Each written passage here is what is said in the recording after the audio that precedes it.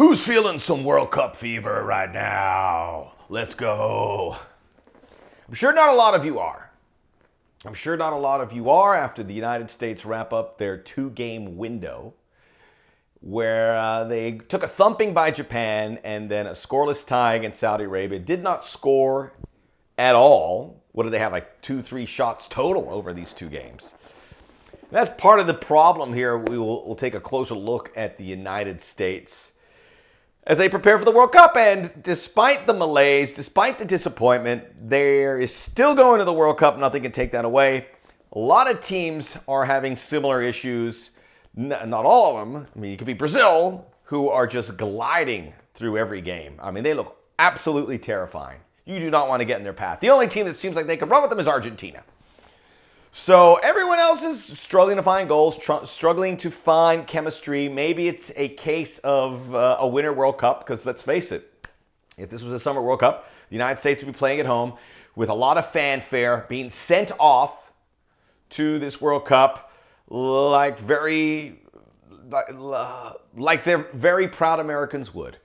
We would be applauding them and waving the flags. I was there in 2014. I worked for ESPN. We were at Midtown Manhattan, and we had a huge hullabaloo, neon lights, big billboards, all the players, big crowds, and they must have felt like $1 million.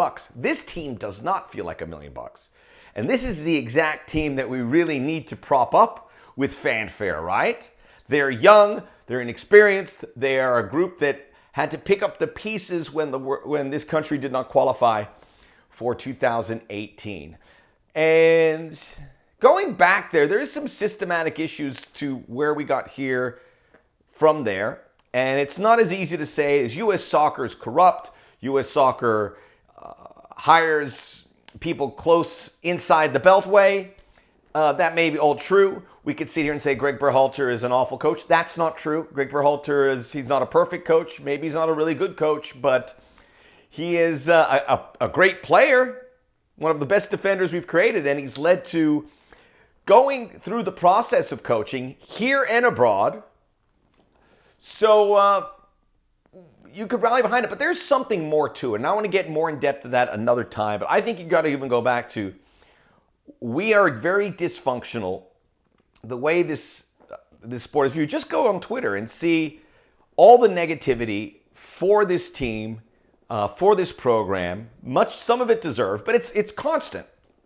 And the way we single out players and pick on players it's new. I'll put it that way. So there is something systematic. I mean, I would almost blame Jurgen Klinsmann in many ways.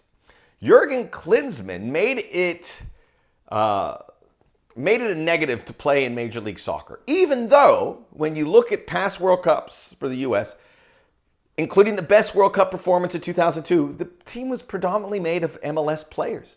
Same in 2006. Same in other World Cups.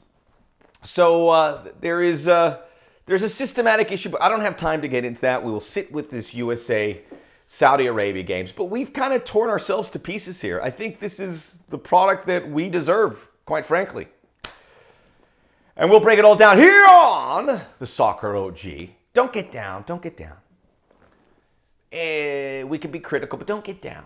We need it all to go head in the right direction. Check out the Soccer OG podcast where all podcasts are available. There is one recapping the Japan game and previewing this with Heath Pierce, looking to be joined by Eric Winalda tomorrow. I know you guys love Eric, so we'll talk to him about the Saudi Arabia game and the state of the United States. Like and subscribe our video here on YouTube. Here's a big concern as well. The U.S., I mean, I saw Jimmy Conrad, he had a tweet. He goes, Aaron Long's going to probably start, but I didn't want to look at that lineup because if it does, we're going to melt Twitter. And I responded to him. I said, we can't melt Twitter. Not enough people care about U.S. soccer for us to break Twitter. 175,000 viewers for USA Japan. Granted, it was 8 in the morning Eastern time. 175,000 viewers. 170. People don't care about this team right now. They don't. It's a huge problem. And the way we strip them down on Twitter, me included, and all the major accounts, Men in Blazers, Taylor Trump, we're all ripping them shreds. Why would someone want to tune in?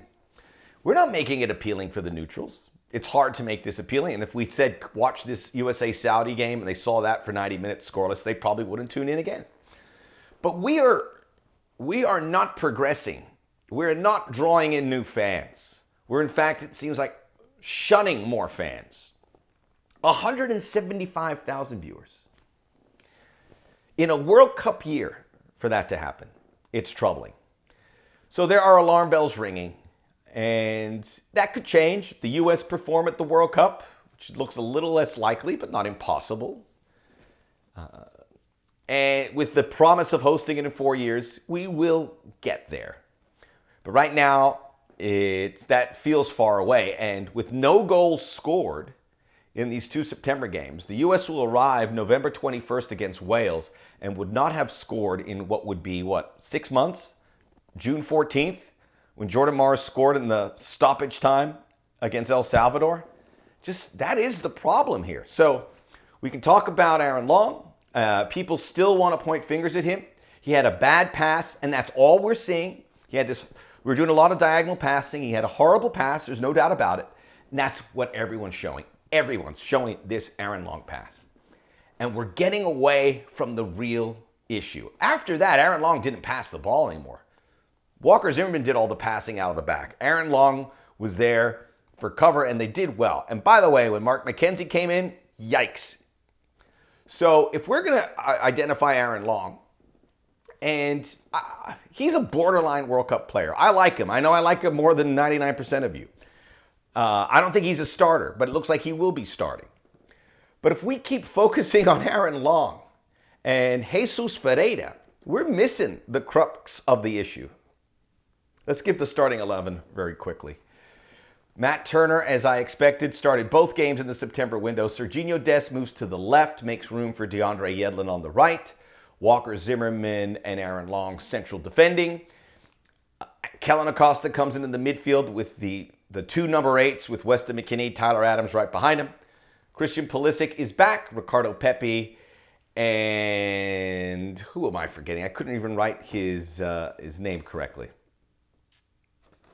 Oh, brother. Well, we'll get back to that. So the starting 11 is there, and there is some concerns. Of course, I'm thinking of Gio Reyna, who's a big story here as well. Coming off the bench, there was, speaking of Gio Reyna, because of precautionary issues, came out, was replaced by, Brendan Aronson came on, and then Joe Scally came on for DeAndre Yedlin. Mark McKenzie came on for Aaron Long. Jesus Ferreira for Ricardo Pepi. And there you had it. Paul Arriola came in for Gio Reyna. So there was a lot of changes there, as we expected. Brendan Aronson, the last sub of the group. So getting back to the point about focusing on what issues. If Aaron Long was replaced by Mark McKenzie or Cameron Carter-Vickers, these problems don't go away. They don't get worse, by the way, either. We've got to focus on the major issue where these star players that are still in diapers, there's something wrong. Let's start with Gio Reyna because he played the 30 minutes. I said after his second successive, remember when he was injured from the hamstring, he came back and he hurt himself and we saw those images of him in tears. And I said here that Gio Reyna can't even think of the World Cup. He's got to get well. And everyone jumped on me and said, "You're crazy. We're so far away." Well, we're not far away now, and I haven't changed that opinion. He's not well. For club or country, Gio Reyna is absolutely just snake bit. And I still believe we won't see him at the World Cup. And I hate saying that with every fiber in my being. But this keeps going on and on and on. His body is reacting in a way where he knows he has a World Cup and he's fast-tracking it. Dortmund were smart, not letting him travel and break him in easy. He was thrust into action for Borussia Dortmund because Marco Reus got injured. His body's not ready. His body is not ready. I hope I'm wrong. I really do. But 2 months away, I'm not seeing indicators that I am. But you guys can say I'm wrong about this, as you say everything else. Christian Pulisic. Christian Pulisic is not the same player. He's a good player still for us, but we can't really say, Christian, save us. He's not that guy. He can help engineer a few things. He took a lot of set pieces. Those set pieces were just poor. There's no emphasis on them. That's not his bag. So Christian Pulisic is another one that we're putting a lot of pressure on. But he's gone through hell and high water with this Chelsea situation. He hasn't seen eye to eye with multiple coaches there. And now we expect him to come here, click his fingers, and he is going to be the savior. It's not on the cards, and I don't think it ever will be on the cards. We have this conversation about how this is the most talented generation. I don't know why we even get into that, because quite frankly, when I look back at old World Cups, I would take Landon Donovan, I would take Clint Dempsey over these players here. I would take Brian McBride. I would take Carlos Bocanegra. I would take any of the goalkeepers we have had. I would, position by position, I'd almost take what we used to have, despite being told that this is the greatest, because they are playing collectively in Europe. We're falling into some traps, and we're putting a lot of pressure on these kids because we are the youngest team. And by the way, you could feel the pressure for these guys when they got on the field about trying to make an impression. And Greg Berhalter said that after the game. We're not as confident as I would like. The connections are there. Can't complain about the effort when he said in the second half. I don't think the effort was poor. I thought their effort was good. These are nervy times. People nervous about making the roster. We will get there. I believe it. So even some of the starters, they're feeling overwhelmed. You could see it on the faces, in the body language. So we look at these key players. Ricardo Pepi got a chance, couldn't get a goal on or anything on frame. And this brings me to Jesus Ferreira. Yeah, he doesn't finish his chances, but nobody else is getting chances. Josh Sargent didn't play here, but he didn't get chances against the Japanese. Ricardo Pepi didn't get chances here. The only guy who seems to put himself in position to get a chance is Jesus Ferreira. And this is the way I see it. By the way, if Jordan Pefok was here, he wouldn't be getting service either. He wouldn't. He'd be sitting there trying to find work. The only guy that is finding work effectively is Jesus Ferreira. He would press the back line of the Saudis, and he would actually win possession over. I know you guys are mostly not Jesus Ferreira guys, and I understand why. But you got to look at this game, and he is the only one that's helping the attack create. He just got to finish some of these because he had two good sniffs at goal. Paul Arriola and he combined well. Their finishing was just way off. But I'd rather have off finishing than no finishing. We're not getting chances. So anyone that can help you get a chance has got to be out there. IMO. And you want to see that heavy workload. Brendan Aronson just is not fitting right. God bless him. He works his tail off. He came in here. He came in this game. I didn't see him. Barely anywhere. So there's a long list of guys that we were expected, to break through that have not. We're going to get better. I've said it before in my videos, and now I was the first to say it. Yunus Musa is our most important player, and that's looking truer than ever. Anthony Robinson we certainly could use. There's nothing out of the fullback play. Hats off to Joe Scally, though. Hats off to Joe Scally. He came on, and he gave this team some energy. I love that little pass to himself. I loved it. I was enough to find him a way to get on that roster. Love Joe Scally. Yeah, but Joe Scally is not one that we're going to direct our distrust or unhappiness at. So it was good to see that. The other attacking options. Gio Reyna, Pulisic, Aronson, Weston McKennie, better, but still not there. These are our guys, and for one reason or not, they're not delivering. Because we can talk about the defending, but we're not scoring goals. We're not scoring goals. So we've got to look at there, and the answer can't be Jesus Ferreira. The answer can't be Jordan Peacock's not here. It is all those guys. It'll get better when we're healthier. But we cannot score goals. The good news is a lot of other countries can't score goals right now. A lot of teams are going 0-0-0-0 in these two games.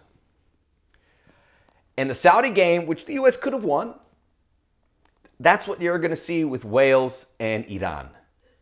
You're probably not going to see that against England. But, you manage those other two games. The United States still favored to get to the round of 16. Wales, yeah, they're a UEFA team, but this is not a team that you should be backing down against. The only difference between Saudi Arabia and Wales is they have Gareth Bale and Daniel James on the counterattack. That would come back to certainly haunt you. There's built-in excuses. This empty stadium, no atmosphere, not getting the fanfare, the nerves across the board. They were all there for the U.S. And we should certainly listen to that. But the systematic problem with the U.S. team is there. And it's not a point your finger at a couple guys. Greg Berhalter could have handled this a lot better. And I saw this on Charles Boehm's Twitter account. Greg Berhalter saying some things have to be cleared up. And someone asked, like what? And he goes, things. So he's being pretty mysterious, which is fine. There's pressure there. September spawned something unfortunate, and here we are. We'll gather around November the 9th. There'll be some sort of camp in October. We'll gather around November 9th for the player selections. It's going to look a lot like what we saw here.